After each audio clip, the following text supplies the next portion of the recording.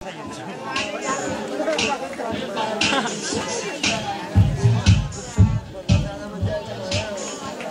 number 2.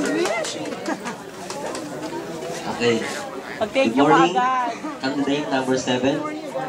Your question is, kung ikaw ay isang pinuno ng inyong barangay at sa ngayong kasalukuyan, naka-experience kayo ng krisis at yung kalamidad sa inyong barangay, lalo na sa ngayon nahirap yung bigas, mahal yung bigas. Ano ang gagawin mo para maibsan ang kakulangan ng bigas sa ating barangay, sa inyong barangay?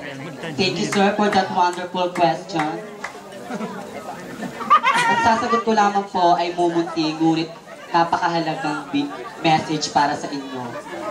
Kung nagkaroon man po ng krisis sa aming barangay, ang una ko pong hakbang na gagawin ay ipulong sila upang sa ganon, hindi na maubusan ng NFA or mamahaling bigas sa amin. Kung nagkabahaman, magtipid ng kuryente upang ang pambayad sa kuryente, makabili na lang pambili ng bigas.